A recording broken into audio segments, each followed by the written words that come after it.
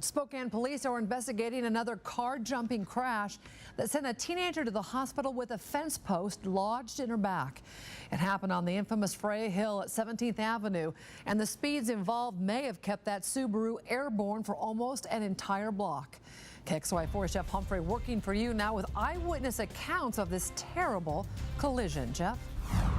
Nadine, this is where people who live along the steepest part of the Freya Hill have been forced to use boulders to help protect their homes from cars out of control. Sunday morning, that Subaru was going so fast it hit a boulder, but knocked it all the way to here. That car coming to rest against Barbie Carson's home.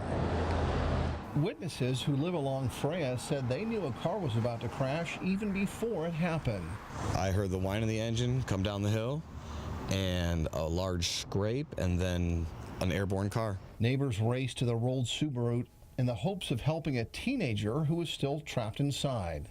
I asked, is anybody still in the vehicle? And they said yes. And that's when I stepped into the car from through the back window to see if I could assist in getting her out.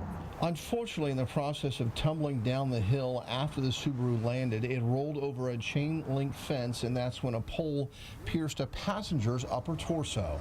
I just told them, put pressure on it. Anything that's bleeding, get some pressure on it. Firefighters ended up cutting off the pole and leaving it inside the victim until she reached the hospital. Bobby Carson says cars crash into her home on a regular basis, but she just can't get used to seeing badly injured teens. I was young once. You were young once. I've done stupid things. Luckily, it didn't cost me anything.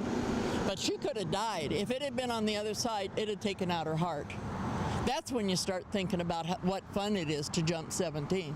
Carson's yard has become ground zero for cars that lose control coming down the Freya Hill. She's replaced windows and walls and rose bushes, and now she's worried her gas meter may get sheared off before the winter is over. It's only a matter of time before my house blows up, and I have asked Avista many times to put a cage around it.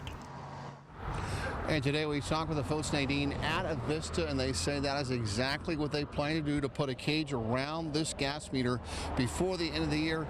Meanwhile, the Spokane Police Department investigating whether or not this young driver should be charged with vehicular assault because of that teenager's serious injuries. Reporting on Spokane South Hill, Jeff Humphrey, KXLY4. Oh, so dangerous. Thank you so much, Jeff.